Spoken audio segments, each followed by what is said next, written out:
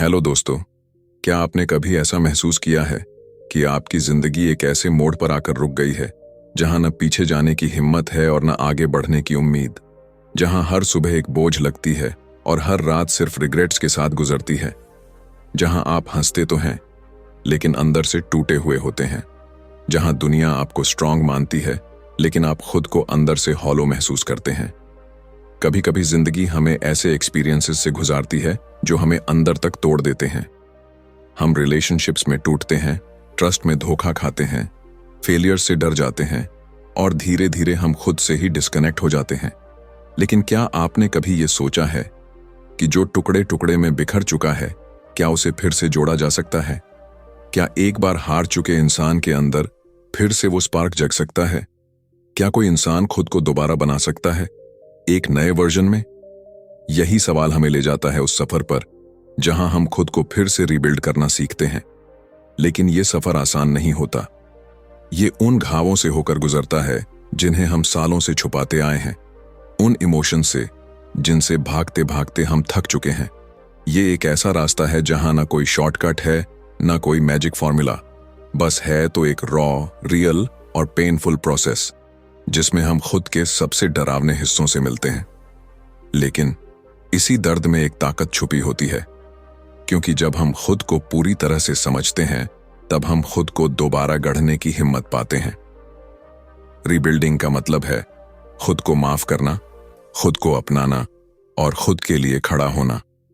ये वही जर्नी है जहां हम खुद से लड़ते हैं, खुद को हील करते हैं और फिर खुद के लिए एक नई आइडेंटिटी क्रिएट करते हैं।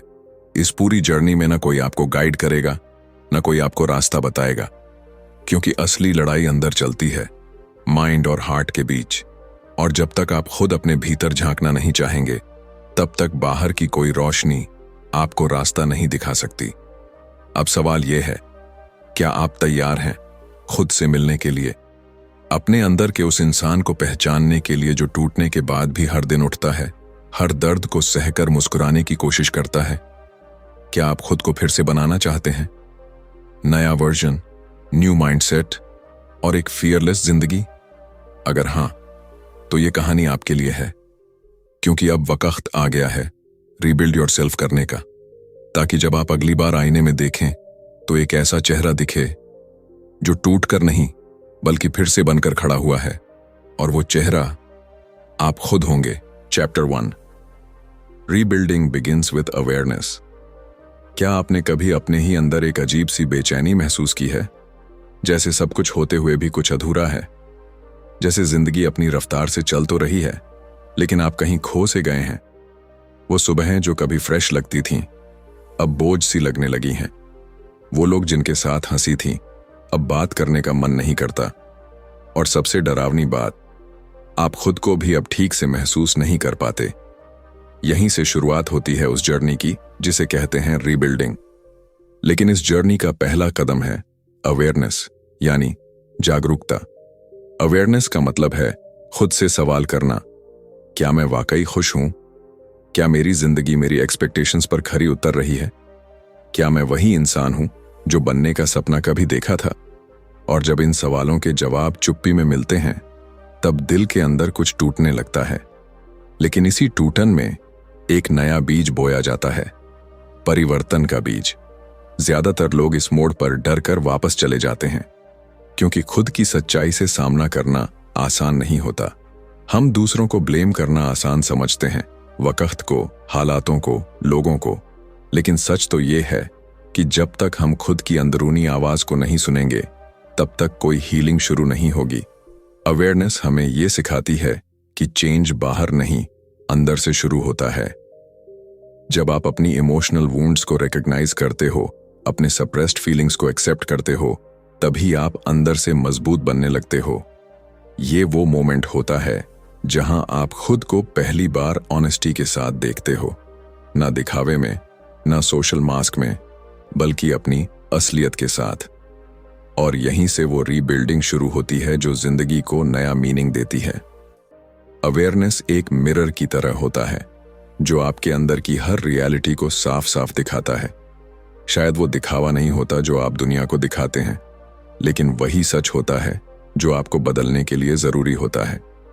और जब आप इस मिरर में बिना डरे झांक लेते हैं, तभी आप खुद से कह पाते हैं, अब बहुत हो गया, अब मुझे खुद को फिर से बनाना है। तो क्या आप उस मिरर में झांकने के लिए तैयार हैं? क्योंकि यहीं से असली बदलाव की शुरुआत होती है। Chapter 2, understanding and healing trauma. कभी कभी हम जिंदगी में आगे बढ़ते रहते हैं, बिना रुके, बिना थके, लेकिन अंदर ही अंदर हम उन अधूरे चैप्टर्स को कैरी कर रहे होते हैं जिन्हें हमने कभी प्रॉपरली बंद ही नहीं किया। वो बातें जो बचपन में चोट बनकर दिल में घर कर गई थीं, वो लोग जिन्होंने हमारा ट्रस्ट तोड़ा, वो फेलियर्स जो हमें आज भी रातों को सोने नहीं देते, वो बातें जो हम किसी से कह नहीं पाए और धीरे धीरे खुद से भी छुपा लीं, यही होते हैं हमारे ट्रॉमास, जो दिखते नहीं लेकिन अंदर ही अंदर हमारी सोच, हमारे डिसीजंस, हमारे रिलेशनशिप्स, यहां तक कि हमारी आइडेंटिटी को साइलेंटली कंट्रोल करते हैं। ट्रॉमा सिर्फ एक पेनफुल मेमोरी नहीं होती, ये एक ऐसा इनविजिबल पॉइजन होता है जो धीरे धीरे हमारी सोल को मारता है, बिना शोर किए, बिना किसी को पता चले। हम दूसरों को मुस्कुराकर फेस करते हैं, लेकिन अंदर से वी फील ब्रोकन। हम परफेक्टली नॉर्मल दिखते हैं, लेकिन इमोशंस के लेवल पर शैटर्ड होते हैं। और सबसे ज्यादा डरावनी बात यह होती है, हमें पता भी नहीं होता कि हम अंदर से हर्ट हैं। इसलिए हीलिंग का पहला स्टेप है समझना, अपने ट्रॉमा को पहचानना, उसे वैलिडेट करना, ना कि उसे इग्नोर करना या प्रिटेंड करना कि आई एम ओके। क्योंकि जब तक आप ये नहीं मानेंगे कि आप हर्ट हुए हैं, तब तक आप खुद को हील करने की परमिशन ही नहीं देंगे।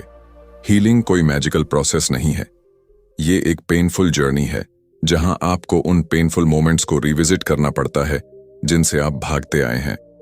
शायद आपको रोना पड़े, खुद से लड़ना पड़े, कभी खुद पर गुस्सा आएगा, कभी गिल्ट महसूस होगा, लेकिन यकीन मानिए, ये हर इमोशन एक स्टेप है आपकी रिकवरी की साइड। और एक दिन ऐसा आएगा जब वही घाव जिनसे आप टूटे थे, वो आपके सबसे बड़े स्ट्रेंथ्स बन जाएंगे। ट्रॉमा को हील करने का मतलब है अपने पास्ट को एक्सेप्ट करना और उसे एक ऐसे चैप्टर की तरह बंद करना जो अब आपकी कहानी को डिफाइन नहीं करेगा, बल्कि आपको एक नए रास्ते पर लेकर जाएगा।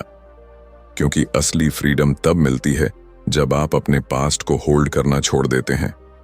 तो अगर आप आज भी अपने अंदर कहीं ना कहीं हर्ट महसूस करते हैं, तो खुद से कहिए, मैं अब और भागूंगा नहीं, मैं फेस करूंगा, फील करूंगा और फिर हील करूंगा। यही वो प्रॉमिस है जिससे आपकी हीलिंग जर्नी शुरू होती है। Chapter 3, letting go of what no longer serves you. कभी कभी हमारी सबसे बड़ी तकलीफ वो नहीं होती जो हमें किसी ने दी है, बल्कि वो होती है जिसे हम जाने नहीं दे रहे। पुरानी यादें, टॉक्सिक रिलेशनशिप्स, खुद से जुड़ी नेगेटिव बिलीफ्स, या फिर वो गिल्ट जो सालों से दिल पर बोझ बनकर बैठा है। हम सोचते हैं कि अगर हम किसी चीज को छोड़ देंगे तो शायद कमजोर लगेंगे, शायद लोग कहेंगे कि हमने हार मान ली। लेकिन सच ये है, लेटिंग गो कमजोरी नहीं, बल्कि सबसे बड़ी ताकत होती है। क्योंकि छोड़ना सिर्फ किसी इंसान को या किसी मेमोरी को अलविदा कहना नहीं होता, बल्कि ये खुद से ये कहना होता है, अब बहुत हो गया, अब मैं अपनी पीस की कीमत पर कुछ नहीं रखूंगा। हम अक्सर उस बैगेज को ईयर्स तक ढोते रहते हैं जिसने हमारी इमोशनल एनर्जी को खा लिया होता है। कभी किसी की बातों को भूल नहीं पाते, कभी किसी पुराने धोखे को दिल से निकाल नहीं पाते, और सबसे खतरनाक बात, हम अपनी वर्थ को उन्हीं एक्सपीरियंसेस से मेजर करने लगते हैं। पर क्या आपको पता है, आपका पास्ट आपकी आइडेंटिटी नहीं है, आपकी गलती आपका फ्यूचर डिसाइड नहीं करती। और सबसे जरूरी बात, कोई इंसान आपकी हैप्पीनेस का मालिक नहीं है।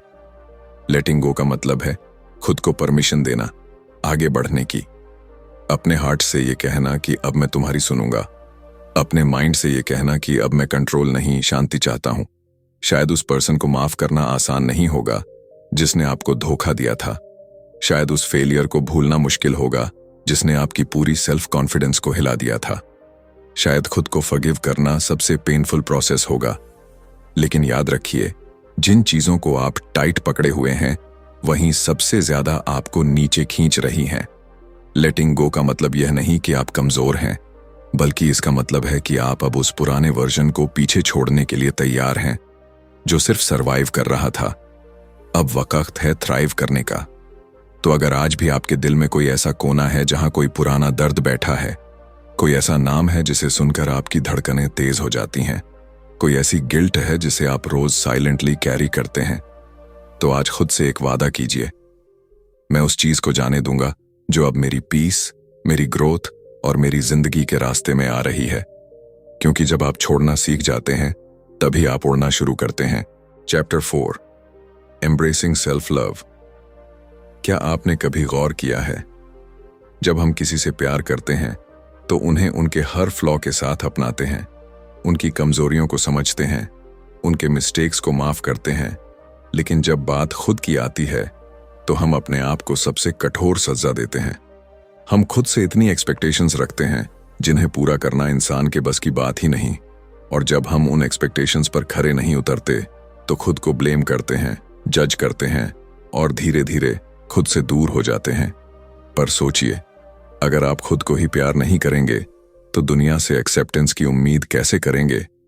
सेल्फ लव कोई सेल्फिश चीज नहीं है, ये वो फाउंडेशन है जिस पर आपकी पूरी जिंदगी टिकी होती है। जब आप खुद से जुड़ते हैं, खुद को समझते हैं, तब आप दूसरों से बेहतर रिश्ते बना पाते हैं और अपनी इनर स्ट्रेंथ को अनलॉक कर पाते हैं। लेकिन सेल्फ लव का मतलब सिर्फ पॉजिटिव सोच रखना नहीं है। इसका असली मतलब है खुद को पूरी तरह एक्सेप्ट करना, अपने फ्लॉज के साथ, अपने गिल्ट के साथ, अपने स्कार्स के साथ। जब आप आईने में खुद को देखते हैं, क्या आप उस इंसान को अपनाते हैं जो सामने है, या फिर सिर्फ उसकी कमियों को गिनते हैं? सेल्फ लव तब आता है जब आप खुद को माफ करते हैं, उन डिसीजंस के लिए जिनका पछतावा है, उन लोगों को मौका देने के लिए जिन्होंने आपको हर्ट किया, और उन दिनों के लिए जब आप खुद को स्ट्रांग नहीं रख पाए। ये प्यार उस दिन बॉर्न होता है जब आप खुद से कहते हैं, मैं परफेक्ट नहीं हूं लेकिन लवेबल जरूर हूं। जब आप अपनी जिंदगी के हर वर्जन को एक्सेप्ट करते हैं, चाहे वो टूटा हुआ हो या लड़ता हुआ, चाहे वो खोया हुआ हो या फिर से बनने की कोशिश में हो। सेल्फ लव का सबसे बड़ा गिफ्ट है फ्रीडम। आप एक्सपेक्टेशन से आजाद हो जाते हैं, कंपैरिजन से आजाद हो जाते हैं, और सबसे जरूरी वैलिडेशन की जरूरत से आजाद हो जाते हैं। अब आपको किसी के तुम अच्छे हो कहने की जरूरत नहीं होती, क्योंकि अब आपने खुद से कहना सीख लिया है, आई एम इनफ। तो आज थोड़ी देर के लिए दुनिया की बातों को म्यूट करो और अपने दिल की सुनो। क्या वो नहीं कह रहा, मुझे भी थोड़ा प्यार चाहिए तुमसे ही? क्योंकि सबसे मजबूत इंसान वही होता है जो टूटने के बाद भी खुद को गले लगाना नहीं भूलता। Chapter 5, cultivating emotional resilience. क्या आप जानते हैं कि जिंदगी में सबसे ज्यादा एडमायर्ड इंसान कौन होता है? वो नहीं जो कभी गिरा नहीं, बल्कि वो होता है जो हर बार गिरने के बाद भी और ज्यादा मजबूती से उठा। क्योंकि असली ताकत मसल्स में नहीं, मन में होती है, और उस ताकत को कहते हैं इमोशनल रेजिलियंस। इमोशनल रेजिलियंस का मतलब ये नहीं कि आप कभी दुखी नहीं होंगे या फिर आपकी जिंदगी में कभी प्रॉब्लम्स नहीं आएंगी, बल्कि इसका मतलब है जब मुसीबत आए तो आप टूटे नहीं, झुके नहीं, बल्कि उसी दर्द को ताकत में बदल दें। बहुत बार हम सोचते हैं कि अगर हम रोते हैं, अगर हम अंदर से हिल गए हैं, तो शायद हम कमजोर हैं, लेकिन ये सच नहीं है। इमोशंस को फील करना कमजोरी नहीं, इंसानियत की सबसे गहरी पहचान है। रेजिलियंस तब आती है जब आप अपनी इमोशंस को दबाते नहीं, बल्कि उन्हें समझते हैं, एक्सेप्ट करते हैं और फिर उनसे ऊपर उठते हैं। आप सोचिए, हर बार जब किसी ने आपको अंडर एस्टिमेट किया, हर बार जब किसी ने आपका दिल तोड़ा, हर बार जब आपकी उम्मीदें टूट गईं, आपने फिर भी आगे चलना नहीं छोड़ा। यही है आपका इमोशनल रेजिलियंस, वो इनविजिबल आर्मर जो आपको हर बार थोड़ा और मजबूत बनाता गया। लेकिन ये ताकत बिना ट्रेनिंग के नहीं आती। इसके लिए आपको खुद से अनकंफर्टेबल सवाल पूछने पड़ते हैं। क्या मैं अपने इमोशन से भाग रहा हूं? क्या मैं खुद को सिचुएशंस का शिकार बना रहा हूं या वॉरियर बना रहा हूं? रेजिलिएंट बनना मतलब है फेल होने के बाद फिर से ट्राई करना, लोगों की नेगेटिविटी के बाद भी पॉजिटिव रहना, और खुद के अंदर उस रोशनी को जलाए रखना जो बाहर की दुनिया से कई गुना ज्यादा ब्राइट है। रेजिलियंस तब भी होती है जब आपके पास कोई नहीं होता, फिर भी आप खुद को गिरने नहीं देते। जब दुनिया आपको गिव अप कहती है, आप विस्पर करके खुद से कहते हैं जस्ट वन मोर टाइम। तो अगर आज आप किसी मुश्किल दौर से गुजर रहे हैं, अगर अंदर से थक चुके हैं, टूट चुके हैं, तो खुद से बस इतना कहना शुरू कीजिए, मैं हर बार गिरने के बाद उठा हूं और इस बार भी उठूंगा, और पहले से ज्यादा मजबूत बनकर। क्योंकि रेजिलियंस कोई गिफ्ट नहीं है, ये चॉइस है। हर दिन की, हर इमोशन की, हर दर्द के बाद की। और जब आप ये चॉइस रोज करने लगते हैं, तब आप अनस्टॉपेबल बन जाते हैं। Chapter 6, setting boundaries and reclaiming power. क्या आपने कभी ऐसा महसूस किया है कि आप सबकी सुनते सुनते खुद की आवाज कहीं खो चुके हैं? कि आप हर किसी को खुश करने में इतने बिजी हो गए हैं कि खुद को तकलीफ देना आपको नॉर्मल लगने लगा है। हर किसी की एक्सपेक्टेशंस को पूरा करना, हर ना को हाँ में बदल देना, हर बार खुद को पीछे रखकर दूसरों को आगे रखना। शायद यही आपने सीखा था कि यही प्यार है, यही समझदारी है। लेकिन सच ये है कि जब आप बार बार खुद को अनदेखा करते हैं, तो धीरे धीरे आपकी आइडेंटिटी मिटने लगती है, आपकी इमोशनल एनर्जी ड्रेन होने लगती है, और सबसे खतरनाक बात, आप ये मान लेते हैं कि आपकी कोई सीमा नहीं होनी चाहिए। यहीं से शुरू होती है सेल्फ बिट्रेयल, और यहीं जरूरत होती है बाउंड्रीज की। बाउंड्रीज यानी वो हेल्थी लाइंस जो तय करती हैं कि आप किसे कितना अलाउ करेंगे, कौन आपके इमोशंस को टच कर सकता है, और किसे नो कह देना ही आपके मेंटल पीस के लिए जरूरी है। लोग अक्सर बाउंड्रीज को ईगो समझते हैं, लेकिन बाउंड्रीज का मतलब होता है खुद के साथ ईमानदार रहना। जब आप ना कहना सीखते हैं, तो दरअसल आप खुद से हाँ कहना शुरू करते हैं। बाउंड्रीज बनाना मतलब है अपनी इमोशनल स्पेस की रक्षा करना, उन लोगों को बाहर रखना जो आपको बार बार तोड़ते हैं, और उन लोगों को पास आने देना जो आपको समझते हैं, अपनाते हैं। शायद शुरू में ये मुश्किल लगेगा, लोग नाखुश होंगे, शिकायत करेंगे, गिल्ट देंगे, लेकिन याद रखिए, हर बार जब आप एक क्लियर बाउंड्री बनाते हैं, आप अपने अंदर की पावर को रिक्लेम करते हैं। आप खुद को ये मैसेज देते हैं कि मेरी फीलिंग्स भी मैटर करती हैं, मैं भी डिजर्व करता हूं रिस्पेक्ट, केयर और स्पेस। बाउंड्रीज आपको कोल्ड नहीं बनाती, ये आपको क्लियर बनाती हैं, और क्लैरिटी ही वो स्ट्रेंथ है जो आपको इमोशनली स्टेबल, मेंटली पीसफुल और स्पिरिचुअली ग्राउंडेड बनाती है।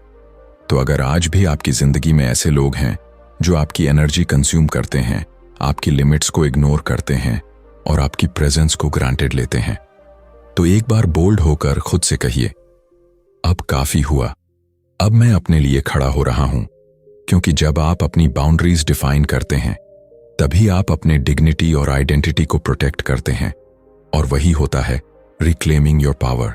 Chapter 7, the journey of forgiveness. क्या आपने कभी किसी को दिल से माफ किया है? उस इंसान को जिसने आपको अंदर तक तोड़ दिया था? या फिर खुद को माफ किया है उन डिसीजंस के लिए जिनका आज भी पछतावा है? फॉरगिवनेस सुनने में जितना आसान लगता है, असल में उतना ही मुश्किल होता है। क्योंकि माफ करना कोई शब्द नहीं, ये एक यात्रा है, एक ऐसा सफर जो हमें हमारे सबसे गहरे जख्मों के पास ले जाता है। हम में से बहुत से लोग माफ करने की बात करते हैं, लेकिन अंदर ही अंदर उस दर्द को अब भी सीने से लगाए बैठे हैं, जैसे वो घाव हमारी पहचान बन चुका हो। कभी किसी ने हमारे विश्वास को तोड़ा, कभी किसी अपने ने साथ छोड़ दिया, कभी हम खुद ही बन गए अपनी सबसे बड़ी गलती, और फिर हम उस दर्द को रिपीट करते रहते हैं, हर थॉट में, हर याद में, हर बार उस इंसान या उस सिचुएशन को दोष देते हुए जीते हैं। लेकिन सच्चाई ये है, हम जितनी बार उस दर्द को दोहराते हैं, हम उतनी ही बार खुद को कैद करते हैं। फॉरगिवनेस कोई दूसरे के लिए नहीं होता, ये सबसे पहले खुद के लिए होता है। माफ करने का मतलब ये नहीं कि हम उस गलती को सही मानते हैं या उस इंसान को फिर से मौका दे रहे हैं, बल्कि इसका मतलब होता है हम अपने दिल से बोझ हटाना चाहते हैं ताकि हम आगे बढ़ सकें, खुलकर जी सकें। जब हम माफ करते हैं, हम अपने अंदर के जहर को निकालते हैं, वो जहर जो धीरे धीरे हमारी खुशी, हमारी शांति और हमारी आत्मा को खा रहा होता है। और सबसे बड़ी बात, हमें खुद को माफ करना सीखना होता है, क्योंकि हम सभी ने ऐसे डिसीजंस लिए हैं जिन पर आज भी अफसोस होता है। लेकिन जब तक आप खुद को माफ नहीं करेंगे तब तक आप खुद से जुड़ ही नहीं पाएंगे। Forgiveness is freedom. It's a silent whisper within that says, मैं अब और कैद नहीं रहना चाहता। मैं अब उस दर्द से नहीं, खुद से जुड़कर जीना चाहता हूं। तो अगर आज भी आपके दिल में कोई ऐसा नाम है जिसे याद करके आपकी आंखें भर आती हैं, या कोई पुराना वर्जन है आपका जिसे सोचकर शर्मिंदगी होती है, तो आज एक छोटी सी शुरुआत कीजिए। खुद से कहिए, मैं माफ करता हूं उन्हें भी और खुद को भी, क्योंकि मैं अब आजादी चाहता हूं, पूरी सच्चाई के साथ जीना चाहता हूं।